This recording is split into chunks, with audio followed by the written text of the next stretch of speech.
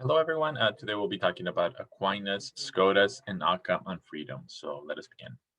So first, Aquinas. Aquinas develops a particularly influential conception of the will, and here are the basic contours of his account. So Aquinas begins by noting or by postulating that there are two basic kind of faculties or capacities for human reason or the human mind or the human soul. And I mean, those mean slightly different things, but for Aquinas, they come together in a neat way. So the mind or reason has two different kind of abilities or capacities. One is the intellect, ability to think, and the other one is the will, and it is that one that we're going to be talking, spelling that in a bit more detailed. Aquinas claims the following thing. So, at the heart of what it is to be an intellect is to be this kind of orientation, this kind of inclination towards something, and the something is truth. The proper object of the intellect is truth, right? The intellect naturally seeks, wants to, in some sense of wants, it seeks to attain truth. Right? It is designed for the sake of discovering truth and knowing truth. What it is, what the intellect is its natural capacity or orientation or inclination towards attainment of truth. Humans by nature want to know. And it is having the intellect as the capacity that enables the satisfaction of that natural inclination, namely attaining truth. And the will is structurally similar. The will is a natural orientation or inclination towards goodness. So it is a kind of appetite, it is a kind of driving desire or motivation of the agent, but a very particular one that is connected with intellect, as we'll see shortly, and one that is directed towards goodness. And here's the way that Anthony Kenny, the author of the book, puts it. Quote, the will is an appetitive power. It's a power to move. It's a motivational power. It's an inclination of a specifically human kind. It is the power to have wants or motivations that only the intellect can frame. Um, so that's a crucial part, that only the intellect can frame the kinds of wants that the will is searching. So we want to drink water, want to satiate our thirst. But the desire to satiate the thirst is not a will, it's a more kind of bodily thing. Why? Because the intellect need not frame or understand or apprehend water as such. I mean, that's a much more instinctual kind of drive. Now, the intellect might apprehend that it is good for us to drink water, so we're well hydrated and happy and healthy. And now that thing that it is good for us to be healthy and the water is conducive to our happiness, that is the intellect working. Now we can choose to. The will can drive us. We have the appetite towards satiating our thirst with water, not merely because of the like bodily instinct to satiate, but because of the conscious thought of the way in which satiating our thirst is conducive to our happiness. And that's a different thing, right? There's the lower animals like dogs or even lower animals, they have thirst, they satiate their thirst, they drink water. And they do sort of at this very instinctive, unreflective, unthoughtful level. That is not the will. We also have that. We have those instincts. But for it to be an act of the will, it must be a appetite or motivation or a want that is driven by something apprehended by the intellect. And Aquinas is saying that something has to be construed as good, seen as good, and the good is the desirable. So it is good for us to satiate our thirst by drinking water. Why? Because it is conducive to a healthy life, and it is grasping or framing or understanding all of that that gives rise to the distinctively rational appetite that is the will. The will drives us to action, is the motivational part, but it is driven by the way in which the intellect grasps reality as or options as good for us. Um, and that's the nature of the will. So, with this conception of the will, Aquinas puts forth the conception of voluntary actions, which are the ones for which we're morally responsible.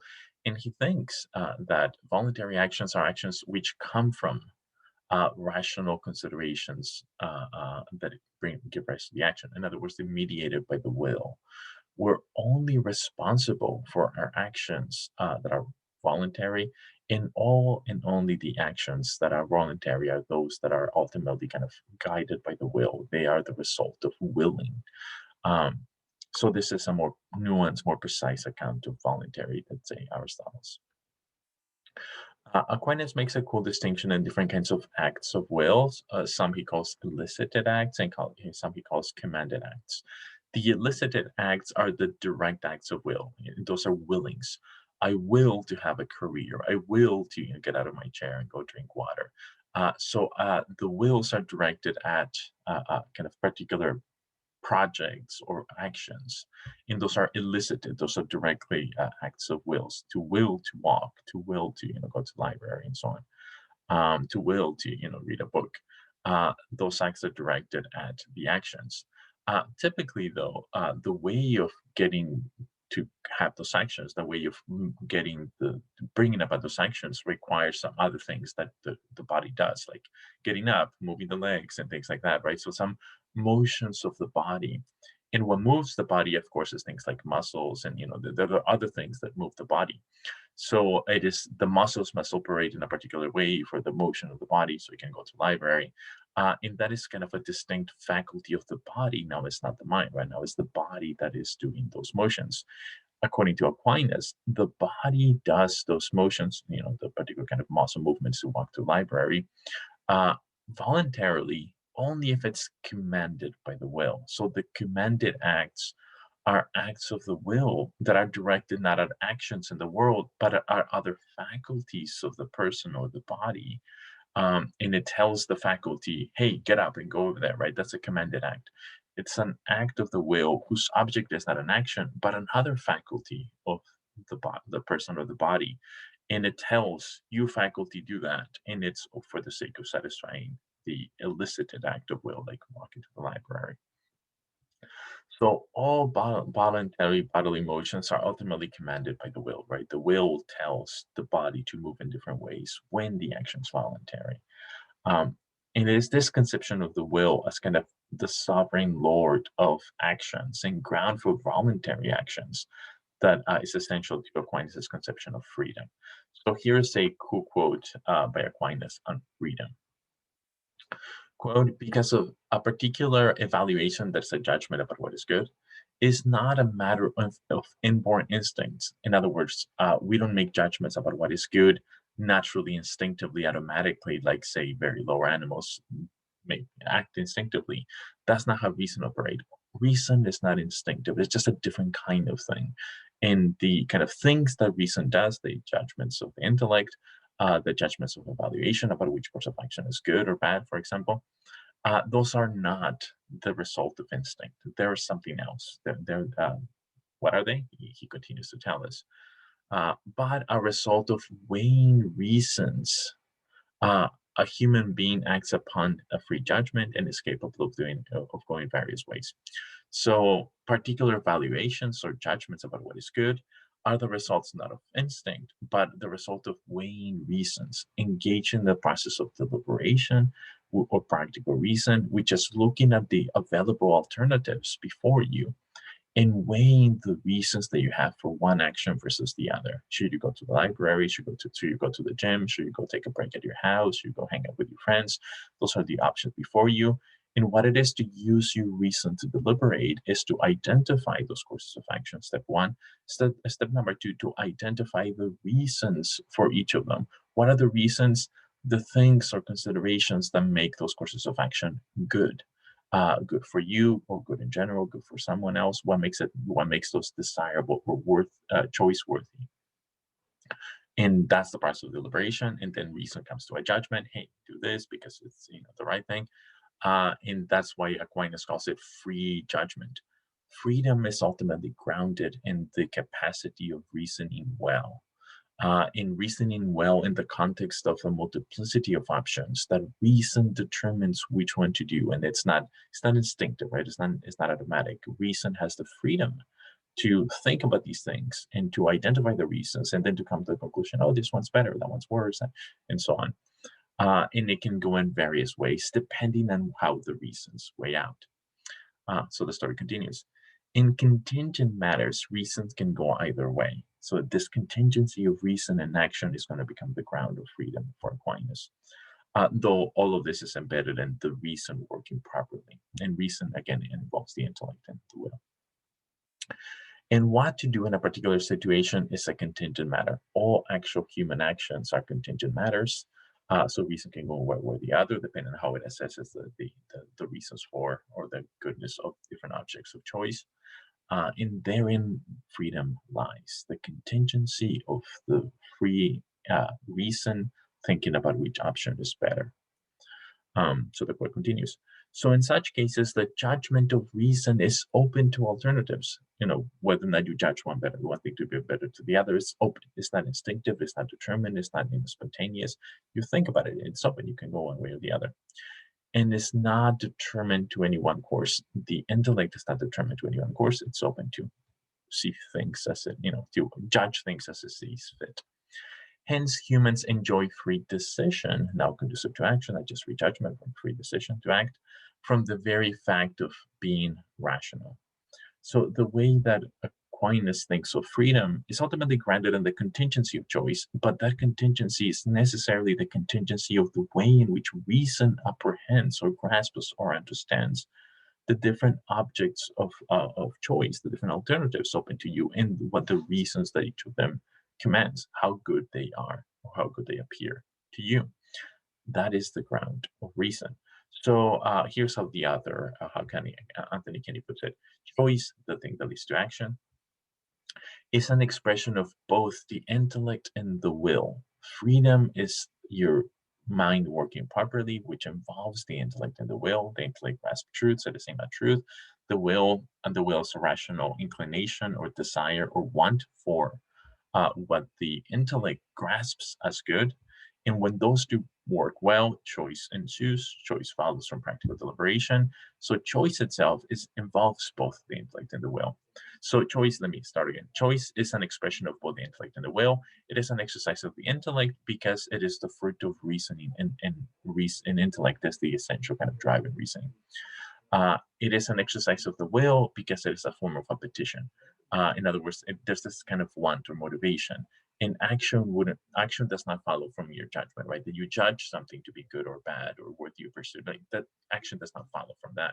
You must be motivated to act, right? And the motivation grounded in the judgment is the will. So choice, that is the one that gives rise to action, involves both the motivation, which is the will, and the rational apprehension of what you're doing, the rational judgment of what you're doing, and them working together. So freedom is kind of the whole mind working properly, Aquinas thinks. There's a very cool argument that comes out of this consideration of the nature of the mind, of the soul. And the argument, the conclusion of the argument is that the soul is immaterial and therefore, does not die with the body. So here is the main observation that Aquinas makes, and the whole argument is grounded in this claim. Intellectual knowledge, that is when the intellect grasps truths, when it attains truth, it's only of universals or forms. That is not of particulars. So particulars are things like me, books, tables. Universals are things like humanity, things like courage, justice. Some people call them like abstractions or ideas, but that's not quite the right way of putting it. It is humanity is a universal. Shapes are universals. So here's an example of why it is that intellectual knowledge is only of universals or forms. The form humanity, together with some particular matter, make up this particular one. I am not humanity, right? And I am also not just matter. I am somehow the cool combination of humanity and this matter coming together in this human-like shape or this human-like form.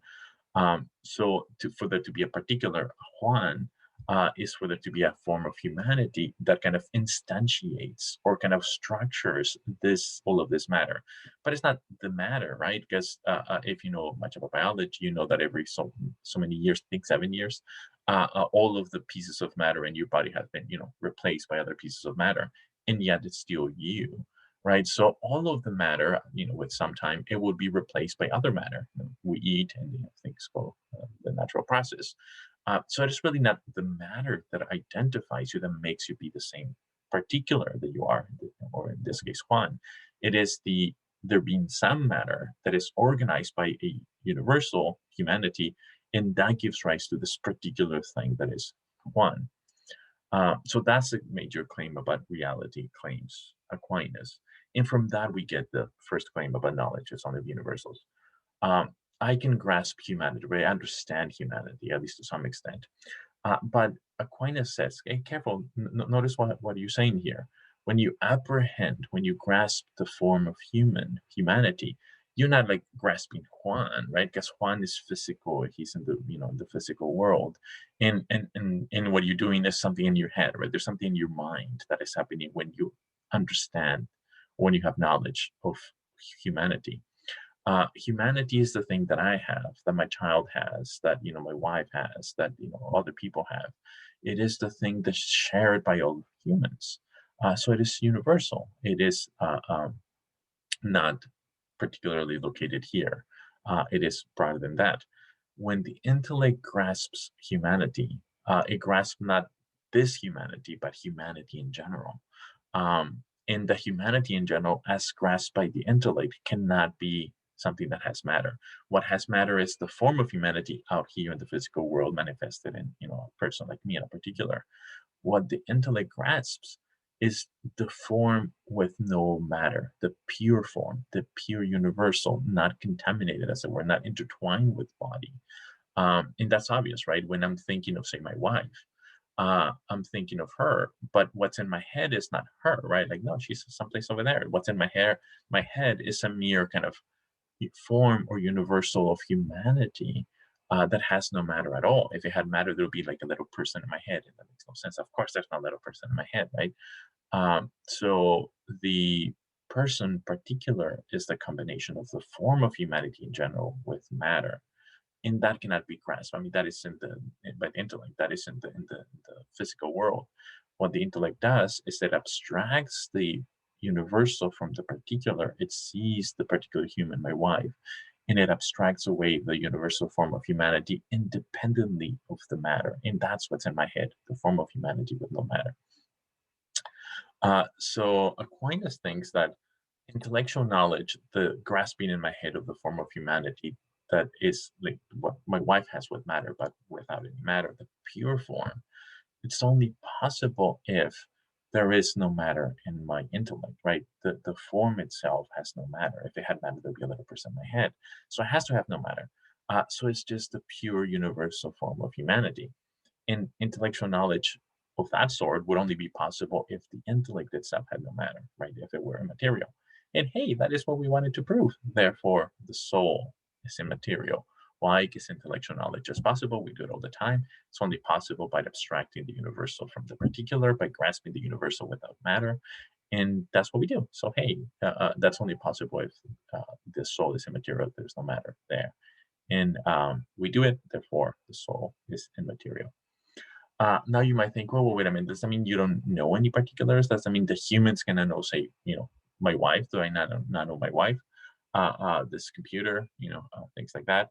And Aquinas says, of course not. Right? We do know those things, but the mechanism of knowing particulars, like my wife, books, tables, things that are particular in the physical world, is a very different one. It is via the senses and imagination, right? The senses gather information from the physical world, and it is processed in my visual field, in my eyes. It goes through my brain, and something happens in my brain. What happens in my brain is pretty weird, but somehow the imagination takes up and forms this image. That's why it's imagination, right? It forms this image. This image of what? Well, the thing that I'm perceiving when I'm looking at my wife. There is this image that comes to my mind, and the image is formed by the imagination, and it's an image grounded in the information gathered by the senses. But that image is not a universal, it's not a form, it's not something grasped by reason. There's something very different is happening in my mind at the moment. It's just the imagination forming images on the basis of the senses. And now memory can recall those images And that's a kind of way for me to have representation and a kind of knowledge of particulars. But that knowledge is not knowledge of particular, it's not intellectual knowledge, it's just the imagination and the senses. And crucially, those images are also not my wife, right? They're also divorced from matter. The images are, immaterial also in some sense, though they depend on the body in a cool way. But anyway, that's a different story. The point is that we can know particulars, but not intellectual knowledge of particulars. That's just for universals. So the last thing we'll discuss is Scotus' response to some of these main ideas in Aquinas. And the first thing one of the things he objects to is the story just sketched about intellectual knowledge. Scotus thinks that we do, in fact, can have intellectual knowledge of particulars. He grants a lot of the story in Aquinas, but he thinks that the way that the intellect grasps the nature of individuals is via there being these things that he calls haxieties. So haxieties are like form. They're like humanities, but not the humanity in general, but they're like my humanity. They're individual essences that make individuals, that is, individuate particulars. So there is my humanity, which is my haxiety, which makes me me. And that is the thing that reason is able to grasp. It's able to grasp like the way it grasps other forms like courage, goodness, benevolence, the nature of dog, the nature of chemical compounds, mathematical formulas, and so on. The way the intellect grasps all those things, understands all of those forms, is the same in which the intellect grasps haxieties, individual essences that make me what I am or make individuals what they are. So the intellect can have knowledge of particulars by grasping these haxieties. And part of the reason why Scotus thinks this is he thinks that Aquinas' idea of matter individuating particulars on the basis of universal forms coming together with particular pieces of matter, he thinks that's unintelligible. And that's a separate story. But that's part of the idea. Another major disagreement between Scotus and Aquinas is about the nature of freedom. So Scotus insists that choices or volitions, the things that give rise to actions, are completely or solely caused by the will in a way that is independent from the intellect.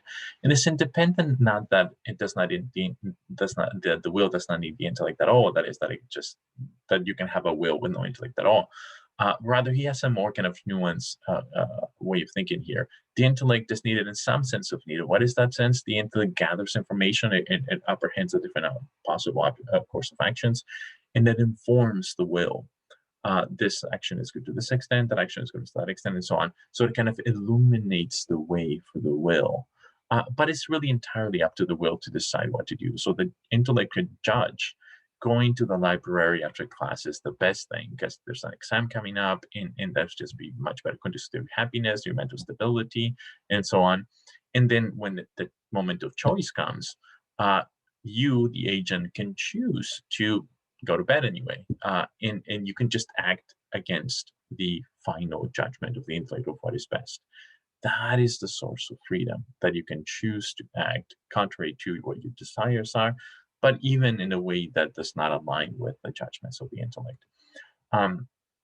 In fact, Scotus says something that other people are going to find strange. He says something that during the very moment of action, the will can choose to act and not to act, has this two-way power with regards to action and possibilities. Freedom requires that.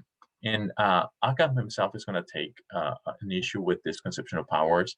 Ockham is going to say, well, power to do both acting and not acting, that's inconceivable. If you were to exercise the power, you would bring about this inconsistent state of affairs. You'll be walking to the library and not walking to the library. But surely that makes no sense. So Ockham's solution is to accept a lot of the story. The intellect is independent from the will, roughly in the way in which Scotus says. In fact, Ockham makes it even more radical. But Ockham's innovative, kind of cooler, more intelligible response is that we have the power to either go to library or not go to library. And that power, that two-way power, is either or, not both and. And it's present really up until we start exercising one. When we start exercising one, we no longer have the power to the other. As we're walking to the library, we cannot not at the same time walk to the library and not walk to the library. Though we can stop and take a different course of action, right? We have the power to suspend our action and initiate a different action, but not both at the same time. And that seems to make the exercise of choice more intelligible, claims Ockham. Okay, let's end here. I'll see you next time. Bye.